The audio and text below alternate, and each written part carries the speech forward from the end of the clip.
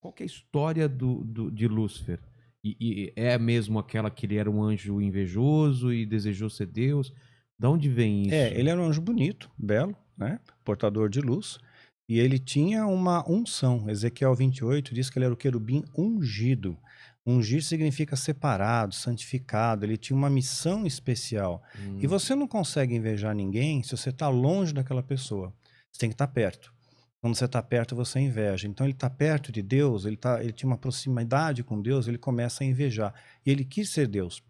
É o que fala em Isaías: subirei acima das mais altas nuvens e serei semelhante ao Altíssimo. Ele queria ser como Deus. Ao querer ser como Deus, ele é expulso. Porém, ele conseguiu arrastar a terça parte dos anjos com ele. Aí nós vemos que o poder de persuasão de Satanás, que o Satanás vem de Satã, do hebraico Satã, que é o opositor, o adversário, e o diabo vem de diabolos, do grego, né, que significa aquele que traz divisão. Ele então, Lúcifer se torna o opositor. Só que ele arrastou a terça parte dos anjos com ele. Quer dizer, o que ele falou para os anjos? Então. Quer dizer, qual foi o argumento? Porque ele conseguiu persuadir de uma maneira assim extraordinária, porque anjos que têm uma capacidade mental de 100%, a gente usa 10% do cérebro, né? O anjo usa tudo, né? E de repente ele conseguiu enganar. Então o poder de persuasão dele é algo incrível. Imagina o que ele não faz com os homens, né? Afastados de Deus, que ele não faz, o estrago que ele não faz com os homens, né? Então, se você não tiver o Espírito Santo para te dar discernimento, você cai no que Paulo chama das astutas ciladas do diabo, cai nessas armadilhas, né? Então, foi desenvolvido a partir desses anjos caídos, esses demônios, eles começaram a fazer uma série de coisas. Gênesis 6 diz que vendo os filhos de Deus, que as filhas dos homens eram formosas, tomaram para si mulheres as que mais lhe agradaram. Então, nós vamos ver uma coisa curiosa aqui, né? Anjos caídos copulando com mulheres terrenas, elas tendo filhos e nascendo gigantes, os Néfilins, né? É o que fala na continuação do Quilaim, o Nefilim, Então, os gigantes. E esses gigantes continuaram na história mesmo depois da Era Diluviana, né? Então nós temos aí o que é chamado Eles não foram mortos no dilúvio? No dilúvio, sim, mas tá. continuaram fazendo a mesma coisa. O ritual continua, que eles continuaram, é chamado de precedente bíblico, porque pós-dilúvio nós vamos encontrar, por exemplo, o gigante Golias. Golias é pós-dilúvio, né? O Golias tinha 2,75 de altura, quer dizer, era um monstro, né? E não era um cara que tinha doença, gigantismo, ele era um guerreiro, só a armadura dele completa era 80 quilos. Né? Então, gigantes não é uma figura de linguagem, eles eram maiores mesmo do que os eram maiores, tanto humanos. é quando os espias lá vão ver a Terra Prometida, eles voltam, eles são gigantes, nós somos gafanhotos. Quer dizer, na imagem deles, nós somos gafanhotos. Essa que eles passaram para Moisés, são pequenininhos. Os caras são muito grandes, como é que a gente vai pegar esses caras? Então isso leva a gente a crer que os anjos têm uma estatura maior do que os seres humanos também. Tem uma estatura maior que o ser humano. Agora, o curioso é eles gerarem filhos em seres humanos. O demônio se multiplica? Não, então. Pois é, não pode se multiplicar, né? Porque eu lembro que teve uma ocasião, numa libertação, não foi na Neuza, tá? Foi em outra, né? Que manifestou um demônio, né? E estavam falando em nome de Jesus e o demônio não ia embora. Aí falaram, não, esse demônio não adianta você explicar para ele quem é Jesus, é um demônio filhote, né? Você vai ter que primeiro explicar quem é Jesus para depois ele se ligar e ir embora, né? Isso não existe, né? Isso é piada, né? Até. Então, o que acontece? Já ouviu falar de súcubos e íncubos? Já. Então, os súcubos é a materialização demoníaca na forma feminina e íncubos a materialização demoníaca na forma masculina. Isso eu falo no meu livro Rastro do Oculto. E também tem 2 vídeos no meu canal, A História do Diabo e o Diabo na História. Também explica lá. Então ele se materializa, né? Até os anjos se materializaram para Abraão, para Ló, comeram, né? Quer dizer, materialização bem concreta mesmo, comeram. Ele se materializa na forma feminina, como um súcubo. Isso, veja bem, não pode acontecer em qualquer lugar. Tem que ser no ambiente ritualístico. Um anjo de Deus pode aparecer aqui, se Deus permitir, né? Mas um demônio não pode, materializado não. Não. Só dentro de um ritual, só dentro de um espaço ritual, né? E tem medidas, tem proporções, tem tudo certinho ali para poder... assim como tinha medidas e proporções para a construção do tabernáculo, e uma vez obedecidas medidas, obedecidos os rituais que Deus estabeleceu, o Shekinah de Deus se manifestava. Ou seja, o que antes era um pedaço de areia do deserto, agora é o poder de Deus que está ali. Shekinah é o poder, É o poder de de Deus. O poder de Deus está ali. A glória de Deus, né? Aí, essas entidades têm que fazer isso em ambientes rituais, em templos.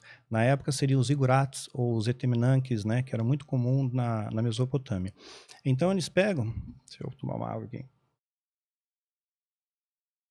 Eles pegam, se materializam na forma feminina, súcubo, tem relação com o homem, recolhe o sêmen, né?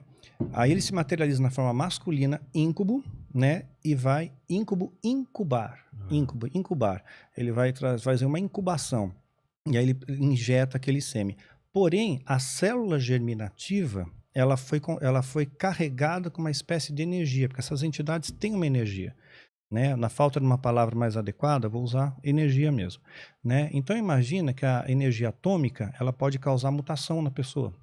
Né? Em animais e até em árvores. Né? Então uma mulher grávida não pode tirar um raio-x, pode comprometer a formação do feto. Então essa energia radioativa pode comprometer, pode deformar o nosso DNA.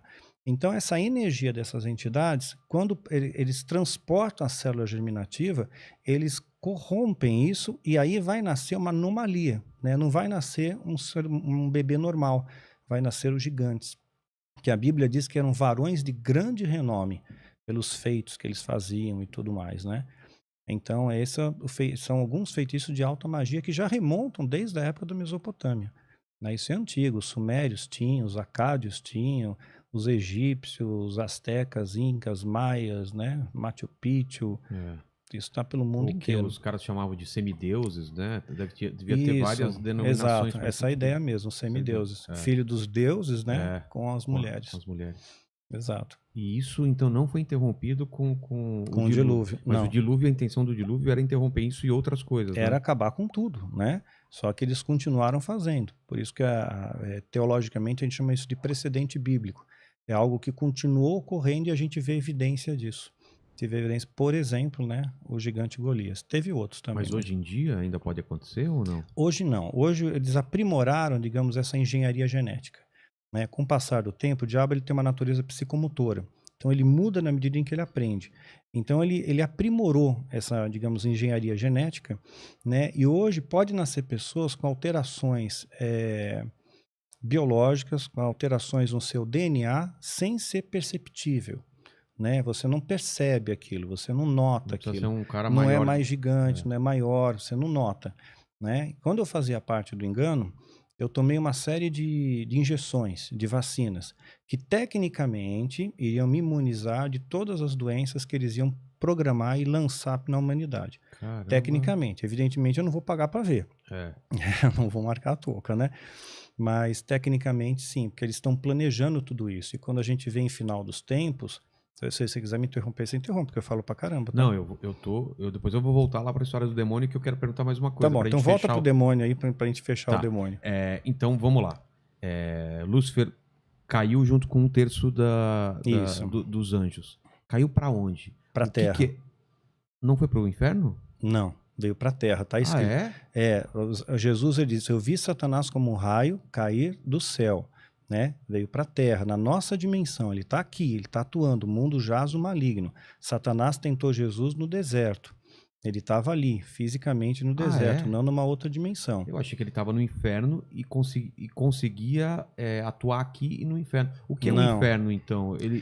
Seria uma prisão espiritual. Algumas dessas entidades estão presas ainda.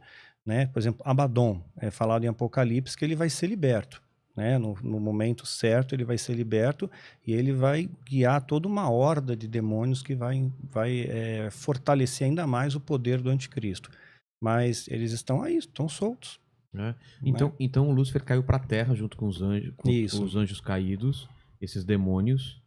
E aí, daqui da Terra, ele não saiu mais. Não, ele está preso nessa dimensão terrena. Você vê o tamanho do universo. Quando você imagina o tamanho do universo, a nosso planeta é um pontinho no universo. Ele está preso nesse pontinho. Né? Então, não é legal para ele também. Então, ele vai causar o máximo de dano possível ao homem, porque Deus fez o homem à sua imagem e semelhança. Né? Essa é uma das questões que fez também com que ele se rebelasse contra Deus. né? Ele não aceitava? Não aceitava. Que tivesse sido feito um outro ser, uma outra criatura. Uma outra criatura, a imagem e semelhança de Deus.